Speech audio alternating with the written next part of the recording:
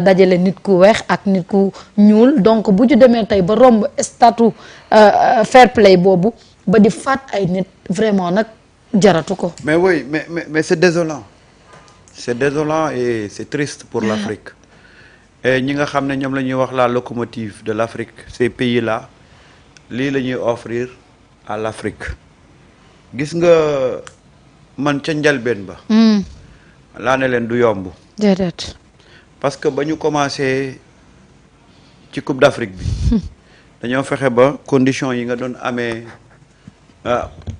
demee Maroc dañ ko corser rendre ko un peu compliqué parce que gis nga gars yi at yi yëpp passé ñu ngi observer équipe bu Sénégal wallaay ñoom wóoroon na leen ne avant le démarrage de la compétition ñoom wóoroon na leen ne Sénégal bu jëlul coupe bi dana dem finale et foofu la ñu commencé les problèmes déjà pour nga dem Maroc c'est devenu difficile bi supporters yi demee foofu bu la supporters yi expliquer li ñu doon conditions yi métti conditions yi ñu nekkoon sax da nga naan c'est pas possible mais supporters yi bëgguñu woon toujours yàq état d'esprit CAN bi xam nga sénégalais ndeysaan sénégalais moom dafay dañuy yàlla daf ñu def rek xew mu ñu fekk rek dañ koy gën a jekk-jekkal waaye duñ ko yàq déedéet mais y avait des prémices yu wane ne dana compliqué te yow mi sax wax nga ko yow mi toog nañ fii nga ne ma man finalu ak Nigéria moo ma gënal finalu ak Maroc parce que après li ci nar a xew ak li ci nar a xew parce que gisoon nga les prémices naari fair play yu ñu voilà te mosuñu fair play déedéet xëy na ñu ñiy doog a seetaan Coupe d'Afrique mais mosuñu fair play déedéet on a vécu pareille situation en 2004 bi Sénégal bi Tunisie di organiser même chose ba El Hadj Diouf ak Salif Diao ñu ngi doon xeex foofu même chose donc naari ñoom les arabes les pays maghrébiens ñoom ñoo mel noonu parce que ñoom dañoo jàpp ne suñu organiser compétition ñoom ñoo ko war a jël ñoom loolu lañ jàpp Égypte c'est la même chose Algérie gis nga bi ñuy door 1-0 également c'était la même chose ñi yàgg a dem di suivre Coupe d'Afrique saa yu équipe africaine yi demee dans les pays arabes yi organisé da ngay dund façon persécution bu nekk mais ñun nag xalaatuñu woon ne dana yegg fii suñu diggante ak Maroc te doyen fàttali na ko les relations yi ñu lié mais dañoo jël loolu yëpp teg ko fële toutes les conditions étaient réunies pour que Sénégal bu mu gagné finale bi mais nee naa leen problème bi yëpp mooy ci biti la waaye bu ñu xasee bu dugg ci terrain bi ak lu ngeen mënti def on va vous montrer que ñun du yii moo ñuy perturber. mais Samba Sénégal a montré l'exemple Sénégal 92. mais le Nigeria nous a éliminés ici en quart de finale. Bien sûr. amul casse amul dara nous avons assisté de fair play ba def une finale. et mieux dañoo continuer di dem stade.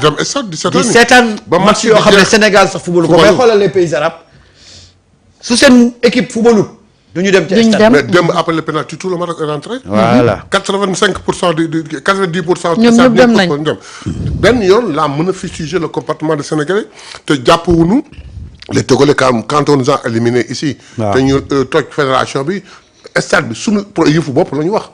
mais mënuñu jàpp ay nit di leen sonal di leen def loolu je crois que dañ ko war a dafa war a xew ci àddina bi. tout à fait alors nga gis ne ndeysaan y a un Sénégalais.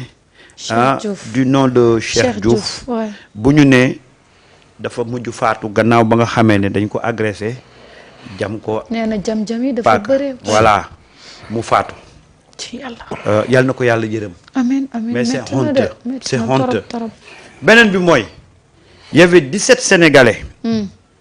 yoo xam ne dañ leen arrêté woon. am na ñun ci jot a bàyyi mais am na ñoo xam ne bàyyee guñ leen ba fii may wax ak yow.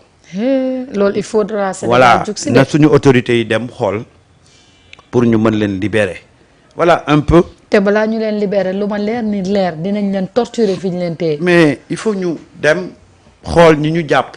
parce que ay sénégalais la ñu doon dem di supporter. y a eu des violences ñu jàpp leen nañu leen jéem a dimbale daal di leen libérer te loolu je pense que autorités sénégalaises yi nekk foofu ca Rabat. ñoo war a nag jóg sol seen dàll dem xool déjà recensé sénégalais yi ñu jàpp ci match démb bi ñu jéem a xool diligenter cette balaay gars yi di ñëpp si di leen bàyyi foofu. waaw parce que bu ñu leen bàyyi foofu ça va être encore compliqué. ñu daal leen di bàyyi. alors loolu moo am ci final bi rusloo na nag Afrique te nag ñëpp xam nañ ne. c'est la volonté des Marocains. ñoom ñoo ko def donc tey bu gàcce di am ñoom ñooy am gàcce parce que les Sénégalais durant toute la durée de la compétition les Sénégalais se sont très bien comportés aussi bien les autres nations ñëw nañ ñi ñu war a éliminer ci phase de poule yi éliminer leen ñu jël seen bagage ñibbi ñi dem quart de finale ñu éliminer leen ñu jël seen bagage ñibbi ñi war a dem demi-finale ainsi de suite donc le problème bi am c'est de la responsabilité des Marocains. ñoom ñoo ko indi. Ils ont provoqué, il y a eu des réactions. Action, réaction, wax naa ko sànq. Mais pour glisser un peu, ci démb li xew ca stade ba. doy wax na ko léegi. Pape Thiaw bi mu jëlee décision ne na joueurs yi génn. man dama ne na nekk benn période bu gàtt après ñu delluwaat ci terrain bi. Et j'étais à 100% convaincu que Dieu est juste et que dañ ciy génn. mais geste boobu sénégalais yi def dem dañ koy lire ci benn dimension sociologique man foofu laa koy lire que la révolution maintenant a gagné les esprits des Sénégalais. démb ci jëmmu Pape Thiaw dama ci gis un Ousmane Sonko côté sportif. bañkat man loolu laa ci gis démb. moo tax démb. J'étais fier, je me suis dit que képp ku yaakaar ne révolution bi ñu def de 2021 à 2024 ces problèmes là moo koy niilal dafa xamul. révolution bi dugg na ci esprit bi sénégalais yaa ngi koy doxee ñu ngi koy waxee te démb li Sénégal équipe nationale bi wone mooy firndeel na ko j'ai vu en Pape Thiaw un Ousmane Sonko j'ai vu ci joueurs yi ay niti Pastef ay sympathisants ay patriotes laa gis démb.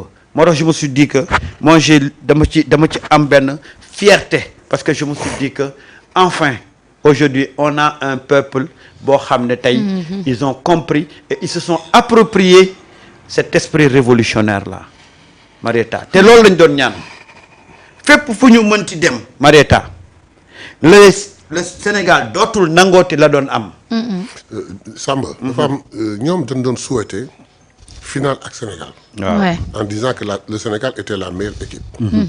ngay ñaan loolu yàlla dogal ko nga commencé di def ay bassesse. ñu jógee Rabat ñu jógee Tanger di ñëw Rabat nga dugal leen TGV. pourquoi pas dans un avion. Ouais. Deuxièmement nga ñëw bàyyi fa 6 policiers pour la sécurité d'une équipe nationale. lu ne mënoon na fa xew. nga yóbbu leen ci hôtel 3 étoiles c'est même pas respectueux. du sax norme FIFA. ñu FIBA. heureusement que ñu am seen fulla bañ ñu soog leen di wutal benn hôtel à 25 kilomètres.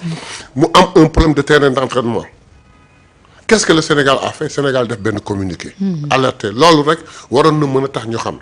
ils veulent gagner 50 ans gagné woonu Coupe d'Afrique ils veulent gagner qu'ils gagnent dignement. Ils avaient une bonne équipe ils avaient la possibilité de gagner le Sénégal.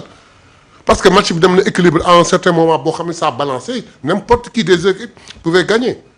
mais pourquoi ñu bëgg ci salit au point où def yenn yi l'arbitre animé par quoi personne ne le sait ñun pourquoi 2 poids 2 mesures et voyez tous les grands du monde des anciens arbitres ont dit que ni ils peuvent pas comprendre que but Sénégal bi ñu bañ kenn mënu ko comprendre. mais bu demoon VAR sax dellu si ñu gis ne lu ñu gisul mais il n'a pas voulu le faire donc Maroc li ñuy woote bi ñu ñaanee ni Sénégal la ñu bëgg final ba am seen frère comme il le présente dans tout le monde nga war a final avec ses frères mais def ko dignement donc man honnêtement je remercie le bon Dieu pour que ñu dellu soit ba pare ñëw gagner. tout à fait. Ça c'est un. Mais deuxièmement, même si on n'était pas revenu et qu'on nous suspende pendant 10 ans, moi, je reste sur le banc, je m'en balance. Pourvu que ça mu nekk une tache d'huile dans le football africain, afin que loolu dootul amati. Et pourquoi on se rappelle notre élimination en Côte d'Ivoire. On se rappelle le match qu'on a rejoué contre le Togo et consorts. Il faut que ça arrête. Il faut que ça arrête. Te nag lii, le Sénégal a montré le chemin. Ah oui. Nous sommes revenus. Mais crois-moi bis bu amatee dans un tournoi croyez-moi équipe dina génn. beneen équipe dina def loolu. dana génn te du dellu. absolument te gis nga li ma doon wax léegi. ne démb Pape Thiaw sa réaction ça m'a j'ai vu un Ousmane Sonko sportif. Il a sorti un communiqué. Et quand tu